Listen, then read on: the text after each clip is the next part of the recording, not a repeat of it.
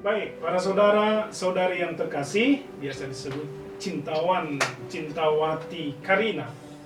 Mungkin Anda sedang di rumah tentunya, dan beberapa orang karena alasan tertentu harus keluar dari rumah.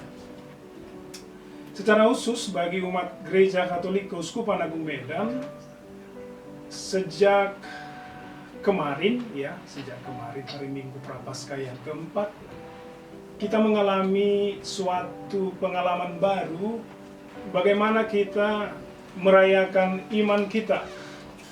Memang kita tahu di Keuskupan Agung Medan ini mayoritas umat itu merayakan ibadat sabda mingguan, ya, yang biasa dipimpin oleh pengurus gereja atau juga barangkali dibantu oleh beberapa katekis atau beberapa frater yang sedang menjalani praktik pastoral.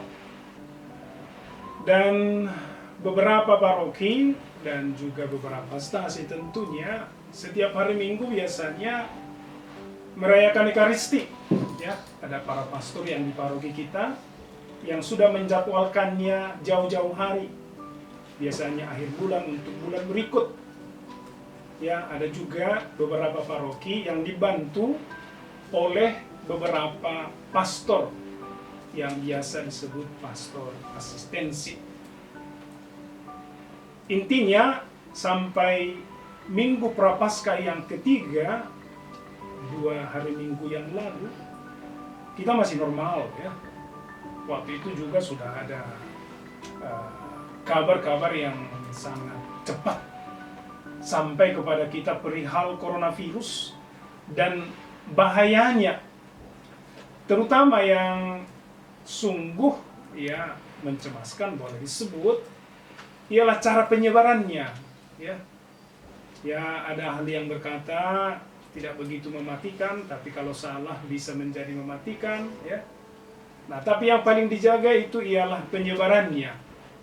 Nah, jadi dalam rangka itu maka beberapa keuskupan di seluruh Indonesia sejak kemarin memulai cara penghayatan iman yang baru, ya.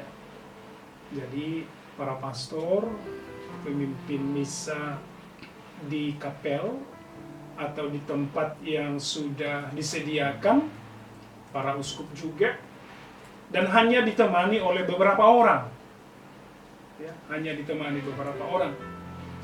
Dan dari sana disiarkan langsung, baik melalui radio, dengannya kita bisa mendengar suara, maupun dengan live streaming audio video. Yang menarik ialah saudara-saudari yang terkasih, kita hanya boleh dalam arti tertentu menonton, ya.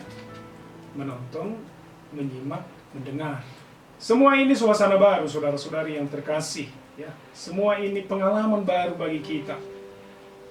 Dan kita pasti ada pertanyaan di dalam hati, ya. Mengapa? Kita boleh yakin dan percaya Bapak Uskup tidak mudah untuk membuat keputusan ini, ya. Para uskup lain juga di keuskupan-keuskupan lain pasti berpikir keras dan tidak mudah untuk memutuskan akhirnya, katakanlah, misa sejak tanggal 21 sampai 4 April 2020 ditiadakan. Kita mau bersama-sama bekerja sama, berpartisipasi secara aktif untuk mencegah, ya, untuk mencegah apa yang sekarang benar-benar sudah menelan banyak jiwa. Sekali lagi, Bapak dan Ibu, saudara-saudari yang terkasih, Bapak Uskup kita dalam waktu yang sangat singkat harus membuat keputusan, ya. Harus membuat keputusan. Bila tidak, kita bisa terlambat dan bisa juga menjadi kurang peka dan dalam arti tertentu ikut membuat pencegahan yang sudah diusahakan oleh pemerintah sedemikian rupa menjadi kurang lancar. 6 poin yang disampaikan oleh Bapak Uskup dalam suratnya yang ditiadakan, ya. Pertama disebut itu misa mingguan dan ibadat sabda mingguan, dan juga misa harian. Maka solusinya ialah misa mingguan dan misa harian juga akan disiarkan secara online oleh Radio Maria. Kemudian yang ditiadakan lagi, yang memang biasa kita jalani pada masa-masa prapaskah seperti ini, apalagi sudah makin mendekat menjelang Paskah, latihan-latihan untuk pekan suci. Latihan-latihan untuk pekan suci artinya juga latihan yang mengumpulkan orang di gereja ya dalam waktu yang lama, yang membuat perjumpaan menjadi intensif, dilarang ya. Kemudian disebut itu kursus-kursus dan pembinaan umat. Ya, mungkin ada sekarang sedang persiapan di paroki-paroki tertentu, persiapan baptis yang mengumpulkan bapak dan ibu dan anak-anak ya. Rapat-rapat dan pertemuan-pertemuan lain ya. Jadi paroki-paroki tertentu ada selalu rapat bulanan ya. Rapat rayon ya, di stasi-stasi dengan banyak stasi, paroki dengan banyak stasi. Maka sejalan dengan itu juga bisa katakan ya, misa lingkungan yang mungkin ada selama ini di beberapa paroki yang rutin atau karena alasan tertentu ditiadakan ya. Bahkan disebut saudara-saudara yang terkasih misa arwah. Lalu ada yang ditiadakan juga itu pembahasan poster. Ya. Nah, jadi pembahasan poster seperti biasa kita lakukan di lingkungan ya, selalu dihadiri oleh umat ya, umat lingkungan. Di sana ada kontak, di sana ada perjumpaan yang sangat dekat, hangat, yang biasa itu pun ditiadakan. Lalu ada jalan salib juga ya, jalan salib yang biasa kita lakukan selama masa prapaskah ini setiap hari Jumat malam itu juga ditiadakan.